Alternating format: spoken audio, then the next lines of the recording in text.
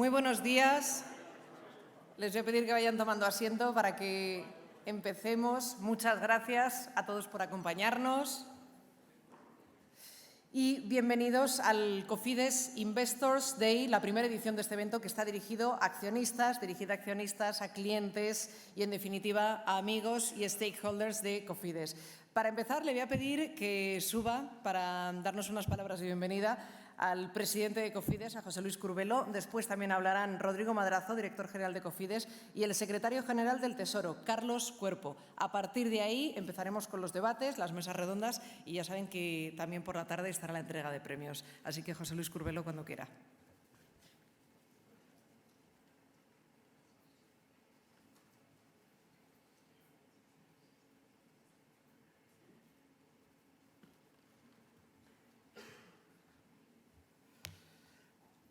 Buenos días a todos.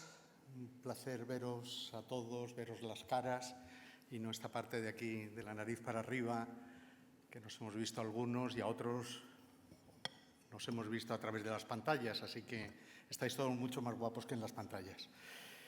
Bueno, buenos días. Es un orgullo para nosotros organizar este Investors Day al que le hemos puesto como título Oportunidades y retos de la financiación sostenible. El evento va a tener 4 paneles que van a hablar, por una parte, uno del plan de recuperación, otros los retos de la financiación del desarrollo, otro sobre el papel de los fondos soberanos en la economía global y otro la internacionalización en el contexto de la estructuración cambiante de las cadenas de valor. En el almuerzo nos va a dirigir unas palabras Javier Solana, y me imagino que reflexionará sobre los retos de geoestrategia actual y cómo, idealmente, como si él tuviera alguna idea de cómo pudiera ir evolucionando el conflicto, ¿no? En paralelo va a haber 2 eventos paralelos, 2 side events, en la sala Barcelona 4 sobre el programa Cofides Impact, que probablemente a alguna gente le interesará, y otro sobre generación distribuida. Y después va a haber hay espacios para hacer reuniones bilaterales que sabemos que algunos grupos han pedido. Este evento no sería posible sin la colaboración y el compromiso de los colegas de Cofides, de todos los departamentos, justo además en un momento en que la intensidad de trabajo en la compañía, por razones que a muchos de vosotros conoceréis por el programa, por la ejecución del Fondo FONREC, está siendo un trabajo muy intenso. Y también de cada uno de los individuos que han colaborado. Yo quisiera personalizar el agradecimiento en el equipo de Raúl Moreno, que han hecho un trabajo excelente para organizar que este evento fuera posible. En nombre de Cofides quiero agradecer también la presencia y el apoyo que hemos recibido de todos aquellos con los que hemos contactado para el desarrollo del evento, a los panelistas y moderadores de las distintas mesas principalmente. También querría agradecer a Carlos Cuerpo, secretario general del Tesoro, que luego hablará, a Manuel de la Rocha, que es el secretario general del Departamento de Asuntos Económicos y G20 de Presidencia del Gobierno. También hay representantes de las IFIs y de los fondos soberanos, representantes de los accionistas. Como todos sabéis, Cofides es una empresa mixta de capital público y privado, y entonces en el evento hay algunos representantes de los bancos accionistas de Cofides y también de los altos representantes de la Secretaría de Estado de Comercio, que, como sabéis, es la organización de tutela de Cofides.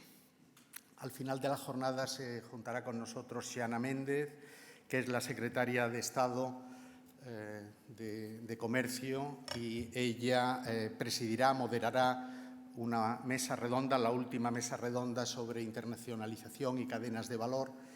Y también haremos un evento de reconocimiento que presidirá ella, donde daremos un pequeño homenaje a algunas empresas que han colaborado con nosotros y haremos una pequeña entrega de premios. Cofides tiene 34 años y en esta evolución se ha ido consolidando poco a poco como sociedad financiera de referencia para la gestión de fondos públicos. La empresa empezó con un mandato muy claro de apoyar la internacionalización de las empresas españolas y al día de hoy, cuando te pones a pensarlo, dices, joder, qué cosa, ¿no? Al día de hoy hemos apoyado a la internacionalización de alrededor de 1.100 empresas, movilizado unos 4.500 millones de euros, con el apoyo tanto de los recursos propios de Cofides como con los recursos que hemos recibido desde hace años de la Secretaría de Estado, los que nosotros llamamos los fondos FIEX y FONPYME. Por otra parte, en los últimos años, los últimos siete años, hemos estado colaborando con la Agencia Española de Cooperación Internacional para el Desarrollo, asesorándoles a ellos en la estructuración de las operaciones que ellos han hecho de apoyo a la política de cooperación de nuestro país con terceros países, con los países en desarrollo. Y desde hace menos de un año estamos gestionando el Fondo FONREC, que el Fondo FONREC es un fondo de recapitalización de empresas medianas afectadas por la COVID. Este fondo acabará su fase de inversión dentro de 3 semanas y, bueno, pues estamos como decía antes, o hacía una referencia antes, pues hasta el gorro, hasta el coco, de intentar analizar operaciones, porque pensamos que uno de los grandes compromisos que nosotros tenemos es conseguir apoyar la solvencia de empresas que, siendo perfectamente viables, sin embargo, han recibido un impacto muy duro por la COVID, con lo que ello significa para el conjunto no solo de esas empresas y de sus trabajadores, sino de la cadena de valor de la que ellos forman parte. Voy a hacer una referencia muy breve a los resultados de la compañía. A pesar de que el último año ha sido un año duro, de que ha sido un año difícil, en que las cadenas internacionales de valor están en proceso de transformación, hacemos un balance muy positivo de los resultados del ejercicio. Los beneficios después de impuestos de la compañía ascendieron a 22 millones de euros, de los que hemos dedicado 19 millones como dotación de reservas, con lo que la empresa tiene hoy una extraordinaria solvencia y una muy holgada liquidez.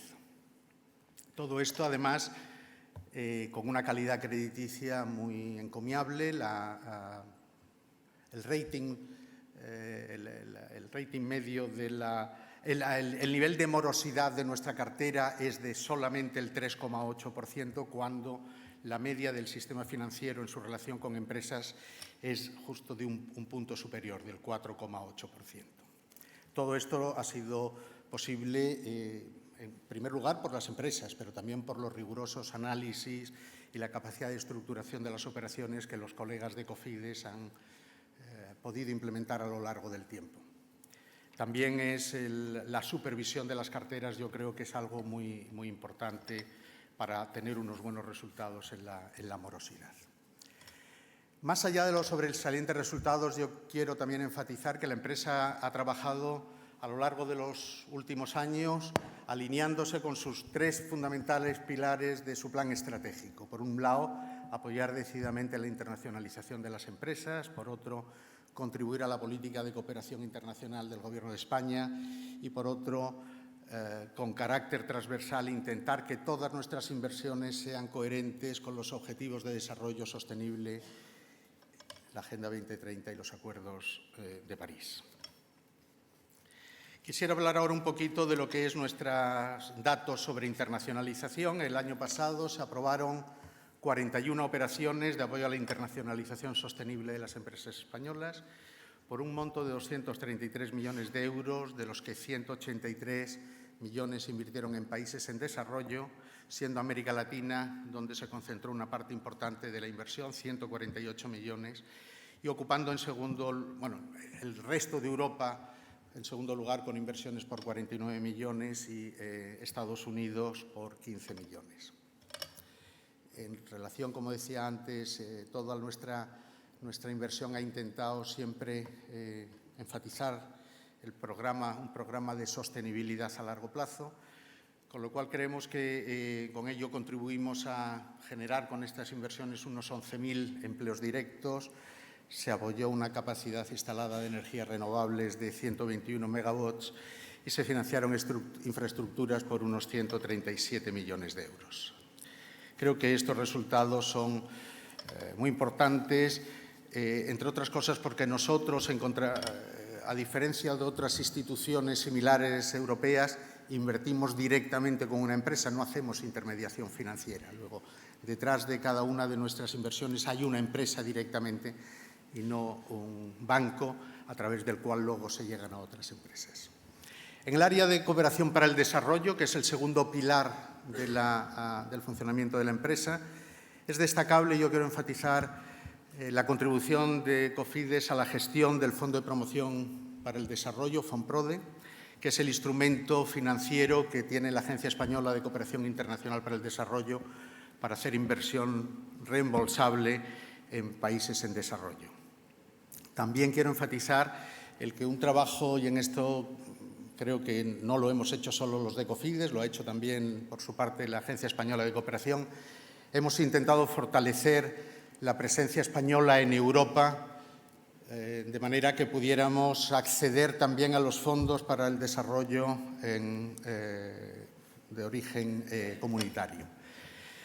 En la relación que Cofides ha tenido con la AECID, con FONPRODE, en el año 2021 se alcanzó el hito de presentar 13 propuestas de operaciones por 272 millones. Es el hito, el punto más alto de la serie histórica de nuestra relación con FONPRODE y con la Agencia Española de Cooperación Internacional. Y como decía antes, quisiera resaltar esta relación que hemos mantenido entre la agencia y nosotros para ser capaces de algo que muchas veces en este país resulta difícil, que es presentarnos ante Europa como Team Spain, a ser capaces de, más allá de que somos instituciones diferentes, ser capaces de presentarnos de un modo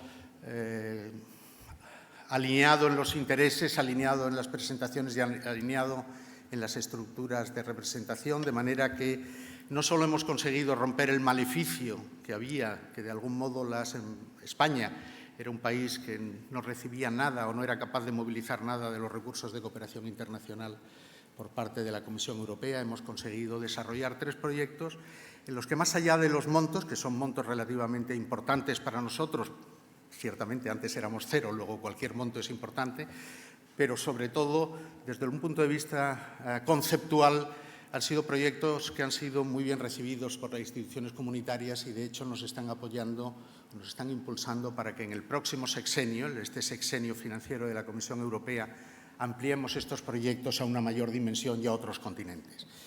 Tenemos lo que muchos de vosotros conocéis, que es el Fondo Uruma de apoyo a pequeños productores rurales, una línea importante de asistencia técnica a instituciones microfinancieras, que nosotros le llamamos el proyecto Triple Inclusive Finance. El Fondo Uruma opera en África y en América Latina y también en Asia. El Triple Inclusive Finance y después tenemos un programa que nosotros valoramos muy importante, que es el programa de energía renovable en el África subsahariana. Este programa, el programa de energía renovable en el África subsahariana, lo vamos a intentar ampliar y le hemos puesto un nombre muy español, SOL, para que en el próximo periodo financiero de la Comisión Europea se financie y pueda invertir no solo en África, sino básicamente también en América Latina. Aquí hay representantes del BID, también de CAF, que es uno de nuestros accionistas, con los que evidentemente trabajaremos para desarrollar todo esto y potenciar al máximo todo lo que son las estructuras de blended finance que creemos nosotros que son importantes para el desarrollo sostenible. Finalmente, me quisiera hacer referencia al FONREC. El FONREC lo estamos gestionando desde hace menos de un año y con carácter de urgencia por razón del devastador impacto de la COVID en empresas medianas españolas, ¿no? En realidad, a todo el tejido productivo. Es un fondo que es paralelo o complementario del otro fondo que gestiona la SEPI, que es para grandes empresas españolas de carácter estratégico, y para los apoyos, los múltiples apoyos que ha hecho el Estado, que ha dado el Estado a la pequeña y microempresa. Este fondo va dirigido a un segmento de empresas muy particular, que es el de empresas medianas, que no siendo muy grande en términos cuantitativos, tiene la importancia, primero, de que genera bastante empleo, es decir, en términos relativos son menos del 1%, es el 0,7% de las empresas españolas, pero generan el 17% del empleo directo. Y si le sumas el empleo indirecto a través de empresas más pequeñas, autónomos, y yo siempre enfatizo el tema de del sector de servicios profesionales, te encuentras que es un segmento de importancia crucial en la economía española. Este fondo apoya con carácter temporal a empresas, como decía, de mediana capitalización afectadas por el COVID. Los objetivos son preservar el empleo y la sobrevivencia de las empresas que, siendo perfectamente competitivas antes de la crisis, que habían hecho sus deberes perfectamente desde la última crisis en su proceso de modernización, súbitamente se vieron afectadas por razones exógenas. Se intenta evitar concursos de acreedores innecesarios, preservar cadenas de valor y, como decía antes, articular el tejido productivo nacional en otras empresas de menor tamaño. También apoyar la recuperación económica. Como decía antes, la empresa está gestionando el fondo. La primera solicitud de inversión coincidió con el Día de San Ignacio, 31 de julio, y desde entonces hasta la fecha hemos aprobado unas 40 operaciones, y en lo que queda de mes, porque esto cierra a final de mes, aprobaremos entre otras 40 o 50 operaciones. Es decir, al final haremos un uso muy intensivo prácticamente total, no total, pero por lo menos del 80% de los recursos que se nos asignaron, y por ello nos sentimos muy orgullosos. Ello supondrá duplicar los activos bajo gestión de la empresa, es decir, porque ahora se han hecho las inversiones, pero esos activos hay que seguirlos al menos durante 8 años y, quién sabe, durante probablemente bastante más tiempo. Es decir, es un trabajo importante. Del futuro, yo le voy a ceder la palabra a Rodrigo Madrazo, que es el director general. Simplemente decir que el futuro de la empresa se nos presenta muy ilusionante y lleno de retos, que seguiremos construyendo sobre los 3 vectores anteriores, profundizar los vectores tradicionales, que, como decía antes, son internacionalización, apoyo a la cooperación y compromiso con la sostenibilidad. Queremos apoyar, y esto es lo novedoso, el papel de Cofides en la interrelación con los fondos soberanos. Creemos que las instituciones soberanas son un actor muy importante de la movilización del capital necesario en este país para movilizar y ejecutar el Plan de Recuperación, Transformación y Resiliencia del Gobierno, y entonces creemos que ser capaces de apalancar los recursos soberanos con recursos nacionales es parte de la ecuación para incrementar la inversión. Esto lo va a explicar más detenidamente Rodrigo. Y, finalmente, queremos avanzar en el compromiso de la empresa con la sostenibilidad, no simplemente bajo la fórmula tradicional del do not harm, es decir, hacerlo bien, sino que además pensamos y queremos ser proactivos en el fomento de la sostenibilidad. Con todo ello, os agradezco a todos vuestra presencia, muchas gracias, y espero que las jornadas sean de interés para todos los asistentes. Hasta otra.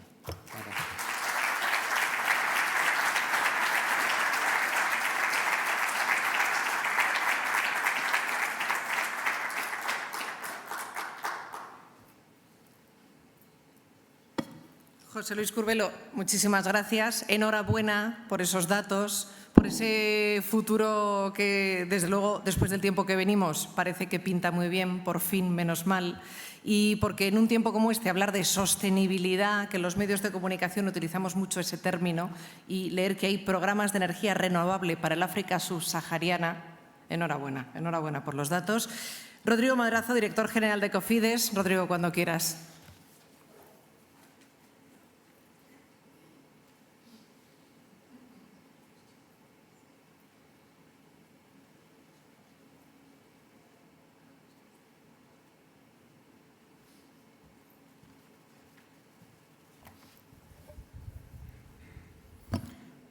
Buenos días, un auténtico placer poder estar reunido esta mañana y celebrar por primera vez en la historia de Cofides el Investors Day. Es un auténtico placer compartir la mañana y la jornada con toda la familia de Cofides. La verdad es que un antiguo empleado de Cofides, cuando se fue, en su discurso dijo: yo siempre seré cofidiano.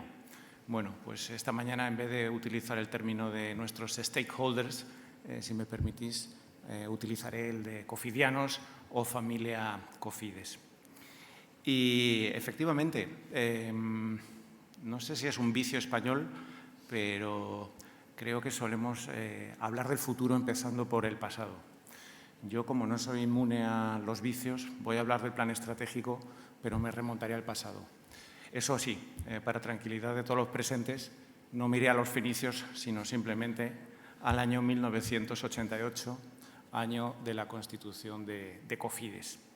En aquel año, y después de una aprobación por el Acuerdo de Consejo de Ministros, se constituyó la compañía con un capital social de 2.000 millones de pesetas.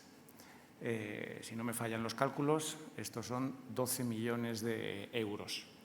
Bueno, pues 33, casi 34 años después, ese patrimonio inicial de 12 millones de euros se ha convertido en un patrimonio de aproximadamente 175 millones de euros. Es decir, se ha multiplicado por un orden del entorno de 15 veces.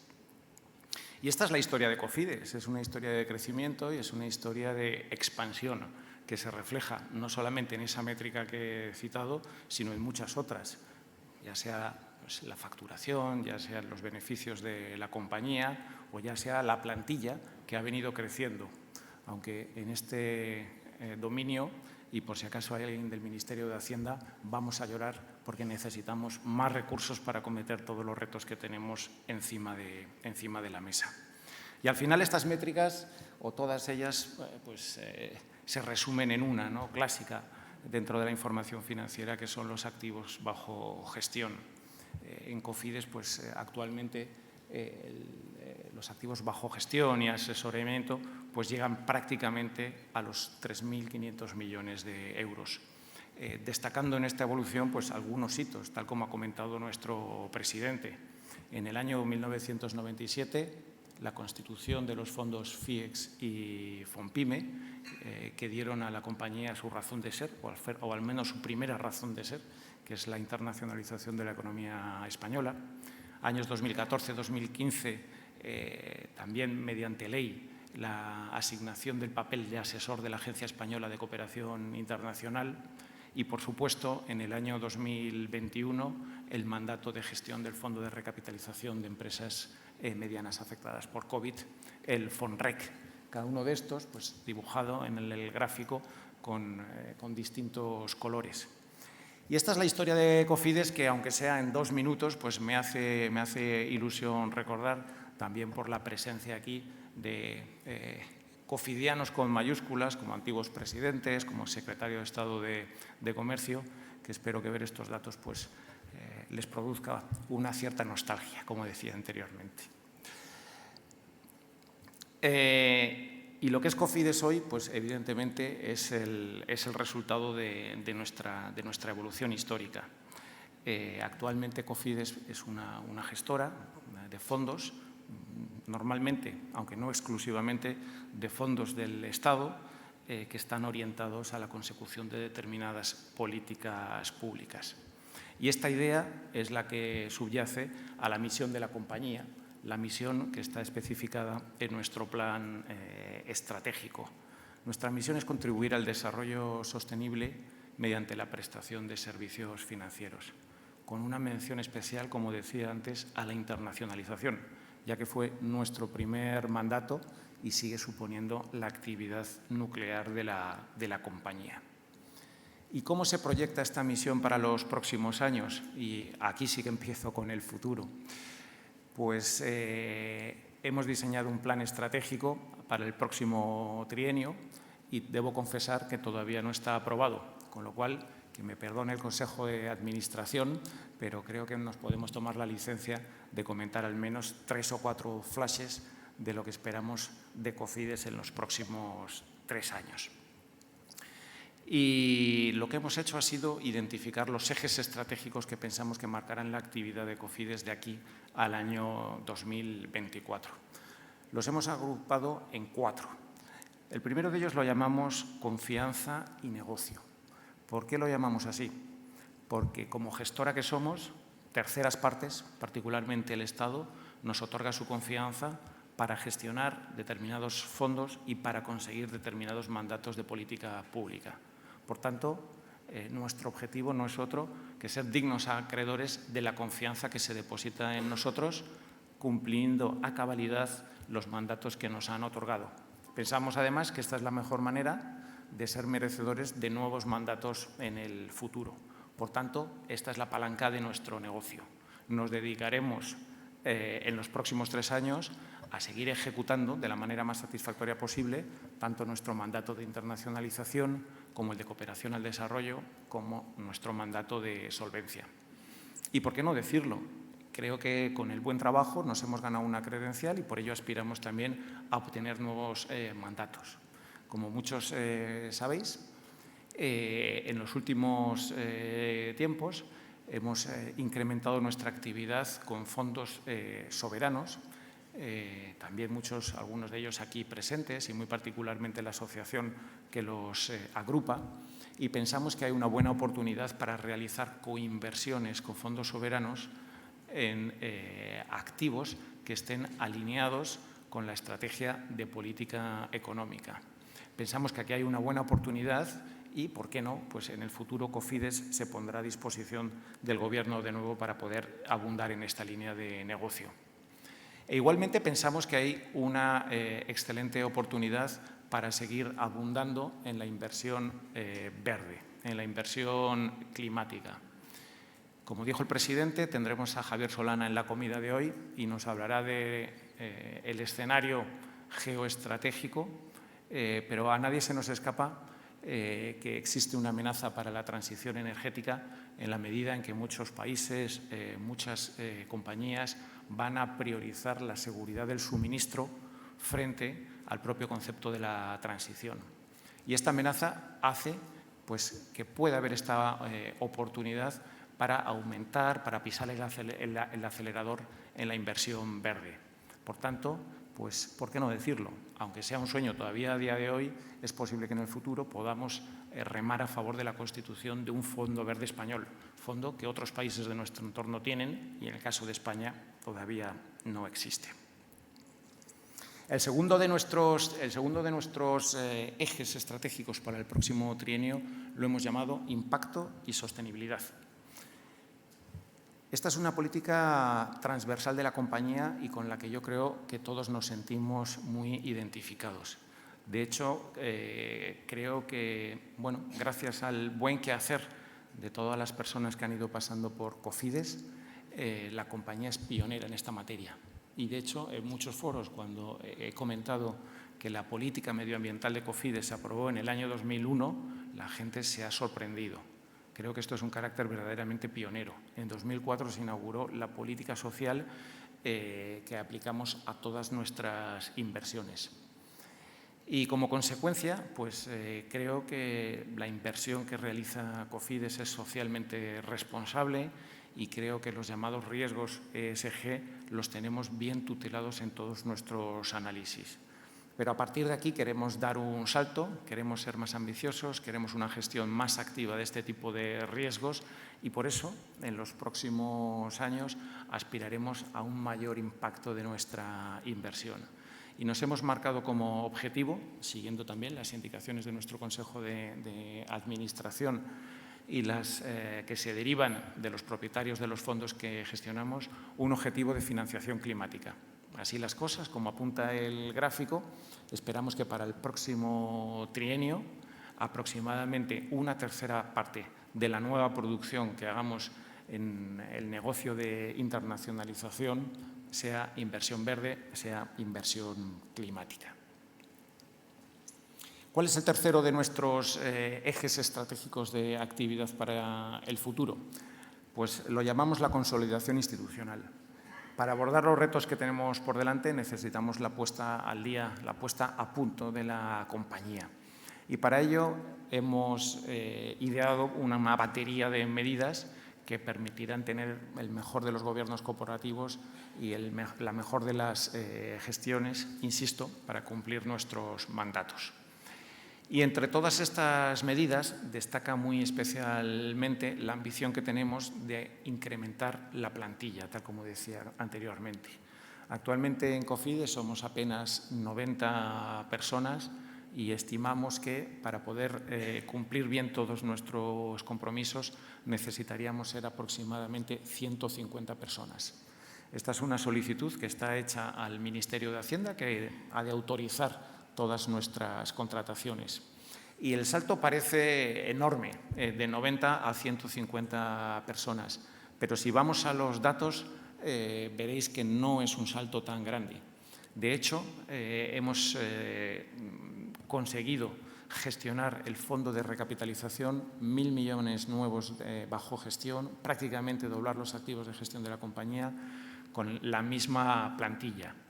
Esto lo denominábamos en Cofides el milagro del Fonrec y tiene su reflejo en los datos. Si veis aquí en este gráfico, el ratio de gastos de personal respecto a beneficios, que tradicionalmente lo tutelamos y suele estar en el entorno del 45%, se nos ha caído a la mitad, se nos ha caído al 24%. Y esto, en fin, es una ganancia de eficiencia tan excesiva que está suponiendo demasiada carga de trabajo, demasiado estrés para la compañía. Por este motivo, pensamos que necesitamos incrementar la plantilla y un salto de 90 a 150 empleados nos llevaría a este ratio por debajo del 45%, es decir, nos dejaría en unos términos de eficiencia todavía mejores a los que teníamos antes. Empujaremos fuerte a lo largo del próximo trienio para conseguir este refuerzo. Y para terminar, el último de los ejes estratégicos de nuestro plan lo denominamos las alianzas estratégicas. Como sabéis, Cofides pues, tiene una extensa red.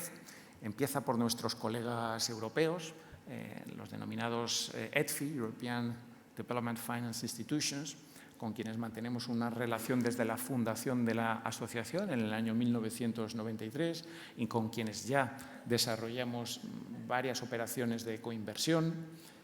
Tenemos también una extensa red de relaciones institucionales con bancos multilaterales de desarrollo a nivel mundial, entre otros pues, algunos aquí presentes como BID, como CAF, que también es accionista. Y nuestra red pues, también toca las distintas regiones españolas, las distintas comunidades autónomas y, por supuesto, pues una extensa red de cámaras, asociaciones empresariales, etc. Pensamos, por tanto, que con estos mimbres, en los próximos 3 años, en el próximo trienio, conseguiremos aportar un granito de arena más al desarrollo sostenible. Y termino simplemente con una anécdota verídica que ha ocurrido esta mañana. Al subir en el ascensor, el vecino, en vez de hablar del tiempo, me ha preguntado: ¿y qué es la chapa que llevas en la solapa? Y le he dicho, pues son los Objetivos de Desarrollo Sostenible de la Agenda 2030 de Naciones Unidas. Dice, muy interesante, muy interesante. Mis hijos en el coche luego han dicho, ¿por qué te pones tan serio para explicar lo de la chapa? Y digo, porque es muy serio. Dicho esto, pues espero efectivamente que con el esfuerzo de la compañía y con el buen oficio que tiene para los próximos 3 años podamos aportar un granito de arena más al desarrollo sostenible. Gracias a todos.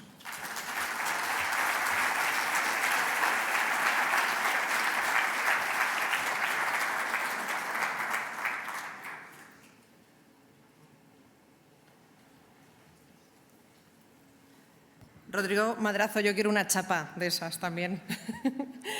También nos acompaña, enseguida vamos a ir también con las diferentes mesas redondas que vamos a tener a lo largo de la mañana, pero también nos acompaña Carlos Cuerpos, secretario general del Tesoro. Carlos, cuando quieras.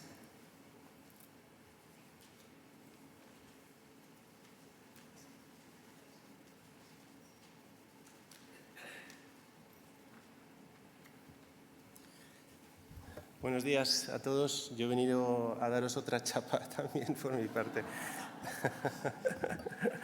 Muy bien. Gracias por estirar también para darme tiempo a llegar, que me hubiera gustado estar antes, pero justo entre reuniones, conferencias, videoconferencias no llegamos.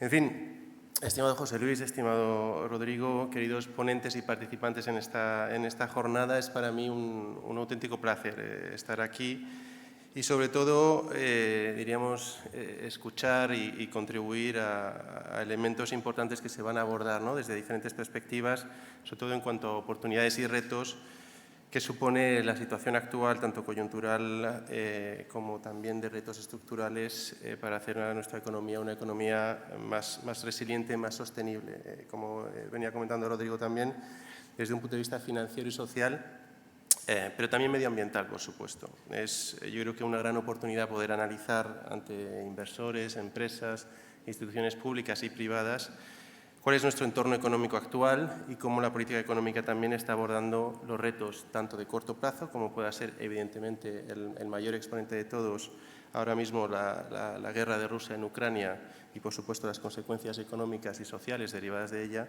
pero también no perdamos de vista los retos de medio y largo plazo, es decir, la importancia de impulsar las inversiones y reformas que garanticen la transformación de nuestro modelo productivo y el crecimiento a largo plazo de nuestra economía, con la sostenibilidad y la inclusión como vectores de este cambio. Me gustaría comenzar con un repaso rápido al entorno económico actual, que yo creo que es necesario, y posteriormente, en un segundo momento, ahondaré y hablaré con más detalle sobre del plan de recuperación, ¿no? Yo creo que es el eje, el vector principal de política económica a medio y largo plazo. Pues bien, en cuanto al contexto actual, como ya he comentado, la guerra, la invasión de Rusia en Ucrania vuelve a poner a todos los países y a todos los gobiernos ante la necesidad de afrontar una nueva crisis, ¿no? Aquí el Fondo Monetario Internacional lo llamó en sus reuniones de primavera una crisis sobre otra crisis, ¿no? Sin casi haber tenido tiempo de empezar a recuperarnos de la pandemia y sus consecuencias, teníamos ya sobre la mesa una nueva situación, un nuevo reto asociado a la invasión de Ucrania. Evidentemente, la situación está marcada por una elevada incertidumbre que está asociada en algunos segmentos de mercado también con una alta volatilidad y luego, por supuesto, de especial manera con el reto que viene de la mano del alza de los precios en algunas materias primas, sobre todo en materias primas energéticas, pero también alimentarias y, en el caso de la energía, por supuesto, gas y petróleo y la traslación de este impacto a la inflación.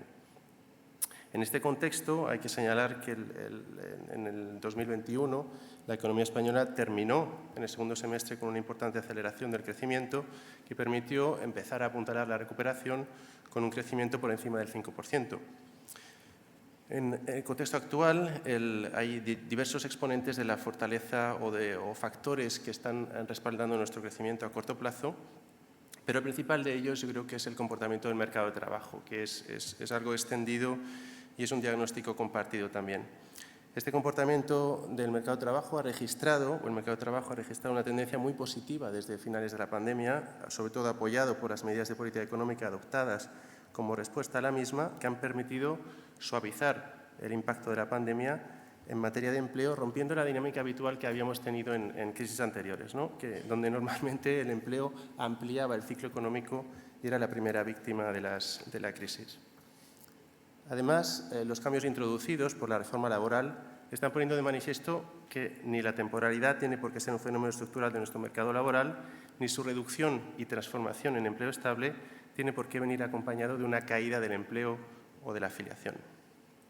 Déjenme darles algunas cifras que resumen esta buena evolución. No sé si tenemos un pelín de agua, ¿puedo coger un sitio?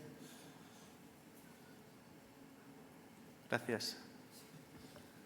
No me atrevía, no sabía si... aquí, fenomenal, gracias. Pues bien, como decía, déjenme darles algunas cifras que resumen esta buena evolución. Contamos por primera vez con más de 20 millones de afiliados a la Seguridad Social. De hecho, tenemos unos 20.300.000. Son 540.000 ocupados más que antes de la pandemia. Yo creo que estas son cifras muy importantes, con una creación de empleo que ha sido especialmente intensa en sectores innovadores, como informática o ciencia, y estamos, a su vez, como decía, consiguiendo o logrando una reducción coetánea o simultánea de la temporalidad, un elemento también fundamental. Es decir, no solo es un tema de cantidad, sino también un tema de calidad del empleo. Asimismo, como os decía, esta contratación indefinida se está consolidando como el modelo habitual de contratación y tenemos más de 11 millones de personas hoy en día con contratos indefinidos y 1 millón de afiliados más con un contrato indefinido respecto a lo que solía ser habitual en los meses de mayo de años anteriores. Respecto al paro, tenemos una dinámica muy parecida, con una reducción continuada y por primera vez desde el 2018 hemos conseguido bajar de los 3 millones de desempleados y aquí quería hacer una mención especial a los jóvenes, puesto que en mayo ha bajado de las 200.000 personas. El segundo factor diferencial de crecimiento, el segundo vector o fuerza a medio plazo, es la inversión, por supuesto. Yo creo que en este contexto también es conveniente destacarlo. La inversión ha venido creciendo especialmente desde finales del año pasado y, como sabéis, en nuestro programa de estabilidad tenemos también unas previsiones de fuerte recuperación de la inversión, de hecho, con cifras cercanas al 10% ya este año en 2022, recuperando prácticamente niveles que no se alcanzaban en la última década, con un foco sobre todo muy centrado en inversiones sostenibles, dirigidas a elementos tan importantes como la descarbonización de la economía, transición energética y fomento, por supuesto, de capital humano y tecnológico. Tercer elemento, más allá del mercado de trabajo, inversión, por supuesto, la recuperación del sector turístico. La recuperación del sector turístico va a ser una de las grandes palancas de crecimiento a corto y medio plazo, con cifras que están batiendo todas las previsiones. De hecho, ya en el mes de abril se recuperó más del 85% de los turistas internacionales, no nacionales, internacionales, llegados en el mismo mes de 2019, que, como sabéis, fue un año récord en todos los sentidos en este sector. La previsión es que poco a poco vayamos recuperando estas cifras de visitantes extranjeros y para la temporada de verano todas las indicaciones o todos los indicadores nos hacen pensar que estaremos cerca de los niveles prepandemia, con lo cual, de nuevo, son muy buenas señales mirando hacia adelante. Otro elemento destacable viene del lado de las finanzas públicas. En un contexto como el actual, en el cual las medidas adoptadas como respuesta a la pandemia han supuesto un importante esfuerzo financiero, tenemos que en 2021 ya ha empezado el proceso de reducción de las ratios de déficit y deuda y esta consolidación de estas dos ratios ha supuesto la mayor reducción de la serie histórica de déficit, llegando a estar por debajo del 7% en 2021, casi 2 puntos por debajo del objetivo inicial, y también ya una bajada, una disminución de la ratio deuda-PIB en más de 1 punto porcentual, de nuevo batiendo las previsiones de no solo las nuestras, sino las de todos los organismos. Adicionalmente, a esta evolución que he señalado en estos elementos importantes, mercado de trabajo, inversión, finanzas públicas, sector turístico, en los últimos años también desde Tesoro, y aquí me pongo el gorro de secretario general del Tesoro, hemos estado haciendo un trabajo preparando nuestra cartera para cuando llegara la progresiva normalización de los elementos de política monetaria. Esta preparación ha consistido en varias dimensiones que me gustaría comentar. Por una parte, la reducción de los riesgos de refinanciación. Esto se ha hecho sobre todo, evidentemente, a través del aumento de la vida media de nuestra cartera, que ya a finales del año pasado era superior a los 8 años. Esto, cuando lo trasladamos diríamos, a datos prácticos, a los que se pueden comunicar en el ascensor, lo que nos viene a decir básicamente es que anualmente solo en torno al 12% de nuestra deuda, de nuestra cartera, debe ser refinanciada, ¿no? Con lo cual estamos reduciendo este riesgo de refinanciación. Además, aparte de aumentar la vida media de nuestra cartera, hemos aprovechado también el entorno de bajos costes de financiación para ir reduciendo, por supuesto, nuestro coste de servicio de deuda y, en este caso, en 2022, el coste medio de nuestra cartera está en torno al 1,6%, con casi ya el 50% de nuestro programa de financiación ejecutado. Tercer elemento importante para conseguir, diríamos, un fortalecimiento de nuestra cartera de cara a los riesgos futuros es, por supuesto, el apetito internacional o el mantenimiento de los inversores internacionales, que ha estado muy estabilizado, incluso a lo largo de la pandemia, por encima del 40%, llegando a cifras del 43% del total de nuestra cartera. Esta ampliación y diversificación de la base inversora es clave. Y a ello también ha contribuido, por supuesto, la primera emisión de bonos verdes que realizamos el año pasado y que, de hecho, recientemente también ha sido premiada por una institución internacional. Evidentemente, estos elementos son importantes cuando se habla de una garantía total en términos de sostenibilidad de nuestra deuda pública. A cierre del 2021, solo por daros también otro set de cifras, el coste de los intereses de nuestra deuda sobre el PIB se redujo hasta el 2,15%, un nivel similar al que estábamos a principios de 2011. Simplemente recordaros que en el 2013, donde se alcanzó su pico, estábamos en torno al 3,6% del PIB. El coste, si lo miramos no solo con respecto al PIB, sino con respecto a la capacidad de generar ingresos, esto estuvo en el año 2021 en el 5% de los ingresos totales de las administraciones públicas. Y si comparamos este 5% con el máximo que se alcanzó en el 2009, vemos la gran diferencia estructural que existe ahora mismo, puesto que en el 2013 se alcanzó un 9,2% del total de los ingresos como coste de intereses de la deuda. Esta reducción se aprecia también cuando hablamos simplemente en niveles, y tenemos que el año 2021 cerró con un coste de intereses de la deuda en torno a los 26.000 millones, que son 10.000 millones menos que en el año de máximos, en el año 2013, con una economía mucho mayor, con un PIB mucho mayor. Nuestra previsión hacia adelante, como sabéis los que conocéis nuestro programa de estabilidad, es que el déficit que la ratio de déficit y deuda siga reduciéndose en los próximos años, hasta llegar por debajo del 3% en 2025 en el primer caso y por debajo del 110% la deuda en el año 2025. De nuevo, lo que hace esto es poner de manifiesto un compromiso claro con un proceso de consolidación fiscal y un crecimiento económico sólido y sostenible, puesto que al final la sostenibilidad fiscal no solo depende del numerador, sino también del denominador hacia adelante, y este compromiso también de crecimiento está anclado, por supuesto, en las reformas y las inversiones del plan de recuperación. Señalar simplemente, antes de pasar a comentaros los principales elementos del plan, que nuestra estructura económica hoy día está más equilibrada y es, por lo tanto, más resiliente, ¿no? Sabemos todos que hay una mayor participación del sector exterior, un menor endeudamiento de empresas y familias y también una intensa creación de empleo, como comentaba anteriormente. Y esto es una clara diferencia con respecto a cómo enfrentábamos crisis o cómo pudimos enfrentar crisis anteriores, ¿no? El factor diferencial de esta recuperación y de esta etapa de crecimiento es, por lo tanto, la fuerte y rápida recuperación de la inversión en bienes de equipo y nuestro buen comportamiento en términos de empleo. Esto garantiza, como decía al principio, un crecimiento también más justo, sólido y, sobre todo, sostenible a medio y largo plazo. Sin embargo, como señalaba, los efectos de la guerra y la incertidumbre, sobre todo asociada a la evolución de los precios de las materias primas, se están dejando notar en todas las economías y particularmente o especialmente también en las europeas. En España los mayores efectos se están produciendo por el incremento de los precios energéticos y el impacto de estos sobre la inflación. De hecho, como sabemos, uno de los principales riesgos para nuestra economía no es otro que la persistencia del shock geopolítico y el mantenimiento en el largo plazo o en el medio y largo plazo del efecto en los precios de la energía y los combustibles. Por supuesto, hay otros retos asociados, como es el impacto o los shocks de oferta que siguen existiendo en términos de impacto sobre las cadenas de suministro globales o la persistencia de COVID, de la pandemia, con su impacto en algunas economías importantes a nivel mundial, como pueda ser la economía china.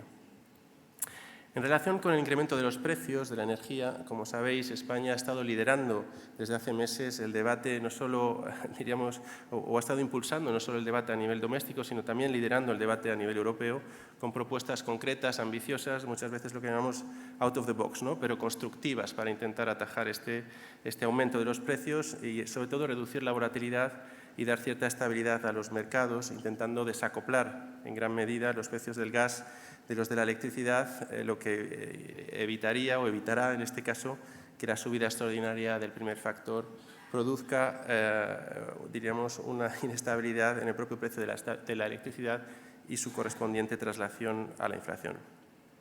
Recientemente, el Plan REPowerEU, presentado por la Comisión Europea, establece 3 líneas de actuación claves para reducir la dependencia de Europa del gas ruso, que están muy alineadas precisamente, como os decía, con las líneas que habíamos venido defendiendo desde España.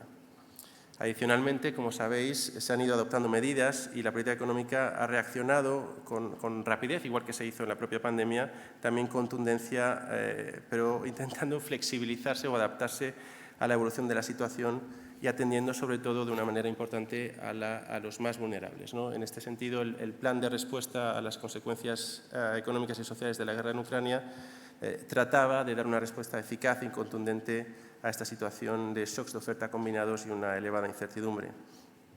No entraré en detalle, pero ya sabéis que el plan se articulaba en torno a un conjunto de medidas para ayudar precisamente a los colectivos vulnerables y a los sectores más afectados. Y este plan, evidentemente, supuso o supone una movilización extraordinaria de recursos públicos que llega hasta los 16.000 millones de euros, 6.000 centrados en las ayudas directas y rebajas de impuestos y 10.000 que se gestionarán o se harán efectivos a través de las líneas del ICO que se pondrán a la disposición de los autónomos y las empresas en los próximos días. Luego tenemos también, por supuesto, la aprobación de la medida para limitar el precio del gas a nivel peninsular o a nivel de la península ibérica con el trabajo conjunto con Portugal que hemos realizado. Como sabéis, este mecanismo de compensación se aplicará a todos los consumidores según se vayan beneficiando de la bajada de precios y beneficiará inmediatamente al 70-80% de la industria que compra en el mercado mayorista. Estas medidas no hacen otra cosa que poner de manifiesto la respuesta de la política económica, que en este caso hay que volver a señalarlo, no solo a nivel doméstico, sino también a nivel europeo, ha sido muy diferente a la de crisis anteriores, destacando la coordinación internacional y una visión también muy centrada en mantener el crecimiento, una visión muy centrada en la protección social y del tejido productivo. No obstante, y ya paso a la visión más de medio o largo plazo, es necesario seguir impulsando, pensar con una mira más a largo plazo en la transición energética, los retos relacionados con la descarbonización y también el fomento o el impulso de las energías renovables que se ve cada vez, más necesario, sobre todo con las consecuencias que está teniendo en la mayor velocidad necesaria en la transición energética como consecuencia de la propia crisis de la invasión rusa en Ucrania. Y para ello, para todo esto, tenemos el mejor marco posible, que es nuestro plan de recuperación, que es un elemento fundamental, un instrumento que nos está permitiendo abordar este cambio. El despliegue de este plan de recuperación, como os decía anteriormente, es esencial para nosotros en el sentido de que permite enfocar, encauzar este crecimiento a medio y largo plazo, incrementando, por lo tanto, nuestro potencial. En este sentido, no solo se trata de corregir desequilibrios estructurales, sino de fomentar una transformación en el conjunto de nuestra economía que nos permita, de forma continuada, poder crecer a mayores tasas de lo que lo hacíamos en el pasado. Las inversiones y reformas definidas en el plan ya están implementándose, como bien sabéis, y están alineadas no solo con una identificación previa de los retos estructurales de la economía española, sino también con las propias recomendaciones de la Comisión Europea. Como sabéis, y como señalaba anteriormente, los últimos eventos geopolíticos lo que hacen es poner de relieve aún más la necesidad de reforzar la autonomía estratégica a nivel europeo, especialmente en el ámbito energético, sobre todo relacionado con las capacidades de nuestra industria y la posibilidad de acelerar, diríamos, el ritmo, el paso en algunas de las reformas más importantes, especialmente las relacionadas con la descarbonización, la transición hacia las energías renovables, que tienen que tener cada vez un mayor peso para reducir nuestra dependencia en el futuro sobre fuentes externas. Como sabéis, el plan de recuperación es más ambicioso que incluso los requisitos que nos marcaba la Comisión Europea, destinando el 40% de los fondos a inversiones verdes, dirigidas, entre otros, a mejorar la eficiencia energética y, sobre todo, como comentaba antes, la descarbonización de nuestra industria. El plan incluye proyectos que abordan estos objetivos tanto con inversiones como con reformas que se centran también en toda la cadena de valor, no solo, diríamos, en los aspectos más finalistas. Y en este caso sí que quería comentar uno de los elementos claves del plan, que no es otro que los proyectos estratégicos, los conocidos como PERTE, que son el mejor ejemplo, diríamos, de esta aproximación integral en la ejecución de los proyectos con una vocación claramente transformadora. Por citar algunos que ya conocéis todos, tenemos el PERTE de las energías renovables, hidrógeno renovable y almacenamiento, que se conoce también como PERTE ERA. Tenemos el PERTE de la economía circular, digitalización del ciclo del agua, el agroalimentario, PERTEs del sector naval, aeroespacial. Es una lista, diríamos, casi interminable, incluyendo el último relacionado también con los microchips, puesto que es clave el desarrollo, por supuesto, de las capacidades industriales tecnológicas en áreas de particular relevancia estratégica a futuro. Estamos en plena ejecución de nuestro plan. Hemos alcanzado, como lo ha dicho muchas veces la propia vicepresidenta, una velocidad de crucero. Y en este sentido, esta velocidad, como sabéis, se va a mantener hasta la finalización de la ejecución, de la vida del plan, lo que garantiza que su impacto, efectivamente, en nuestra actividad económica va a ser transformador y se va a ir intensificando a lo largo de los próximos años. Solo por daros algunos datos relacionados con la ejecución, y ya iré cerrando. Como sabéis, España es el país que ha ido liderando todo el proceso tanto de redacción como de implementación del plan de recuperación de los planes a nivel europeo. Fuimos el primer país en solicitar el primer reembolso y en recibirlo, por supuesto, asociado al cumplimiento de objetivos e hitos relacionados con las inversiones y las reformas.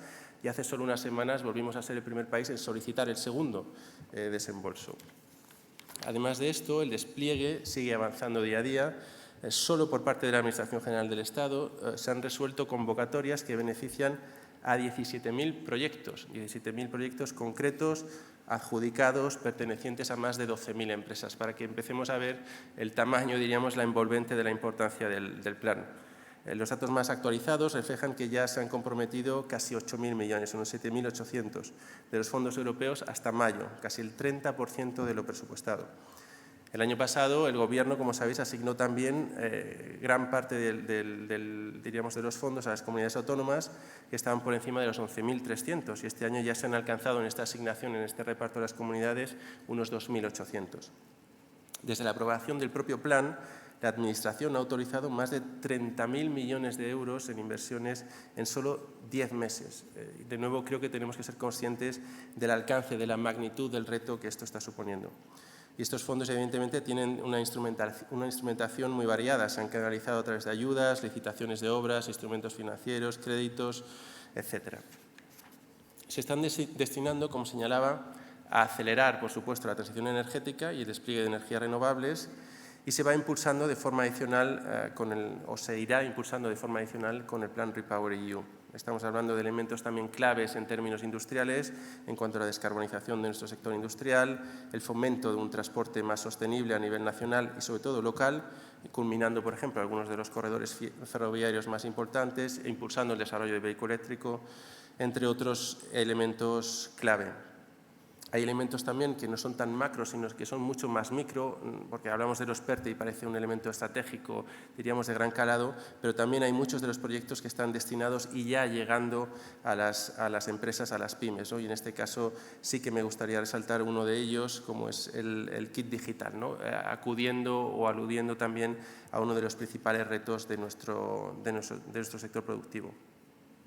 En cuanto a las reformas, no solo a las inversiones, también yo creo que es conveniente señalar que se está llevando a cabo un proceso reformista histórico. Lo comentamos muchas veces, pero es difícil darse cuenta cuando estás en medio de este proceso de reformas el alcance del mismo. Pero cuando tengamos una cierta visión con perspectiva histórica o temporal, yo creo que nos daremos cuenta de la cantidad de reformas y del proceso transformador que se está llevando a cabo en estos años, con reformas clave, desde la reforma laboral que ya he comentado, ley del teletrabajo, formación profesional, ley de cambio climático, el ingreso mínimo vital, elementos clave hoy día como la ciberseguridad, 5G, y también proyectos que están en proceso de tramitación y que mejorarán el clima de negocios de una manera sustancial, como la ley de startups, la ley Crea y Crece o incluso la reforma concursal. Todas estas reformas claves, como decía, para modernizar nuestro marco normativo y que esto acompañe, empuje el impulso de las inversiones, aumentando, por lo tanto, el elemento multiplicador de nuestro plan. Un programa reformista inversor que, evidentemente, vamos a seguir impulsando y, como sabéis, con la presentación de una adenda, una ampliación de nuestro plan de recuperación, solicitando los créditos disponibles en los próximos meses. Para concluir, y ya me gustaría terminar, que yo creo que ya me estoy alargando, simplemente un par de reflexiones. Yo creo que somos todos conscientes de que vivimos en una situación excepcional, con crisis, conflictos, disrupciones, la mayor parte de ellas de carácter exógeno, de las cuales en circunstancias normales nos hubiera tocado vivir como máximo una o dos a lo largo de nuestra vida, pero que se están acumulando, ¿no? en un espacio corto de tiempo. Y esta excepcionalidad nos está poniendo a prueba a todos, a los gobiernos, pero por supuesto también a las empresas, a los propios ciudadanos. Y en ese sentido yo creo simplemente recordar que no tenemos que perder de vista el largo plazo, el objetivo transformador, impulsor que supone para nosotros el plan de recuperación, puesto que es el mejor camino para ir adaptando nuestra economía no solo a los retos de presente, sino a los retos de futuro, ¿no? Entre los que se encuentran, por supuesto, la transición ecológica, descarbonización y la eficiencia energética, que son una prioridad. Queremos una economía más resiliente. El plan establece un conjunto de inversiones y reformas para favorecer este proceso y, evidentemente, en la situación actual sabemos todos que la guerra de Ucrania ha supuesto una necesidad de incrementar, de acelerar esta transición para reducir la dependencia energética en las circunstancias actuales. Tenemos los proyectos, tenemos los recursos, tenemos la voluntad, tenemos las empresas, tenemos las instituciones y una hoja de ruta para desarrollar una economía más resiliente, sostenible e inclusiva. Hagámoslo. Muchas gracias.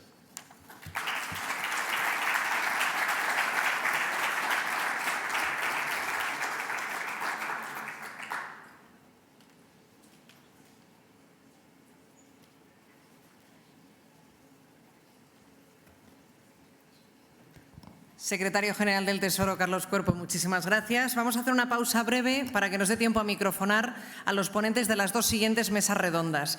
Les voy a ir pidiendo también que quienes quieran asistir a la segunda de las mesas redondas pasen al salón contiguo, que es el Salón Barcelona. La primera, que se va a celebrar aquí, la hemos llamado Recuperación, Recapitalización y Solvencia, y la segunda, Financiación Sostenible del Desarrollo. Así que hacemos una pausa breve y enseguida vamos con las mesas redondas. Gracias.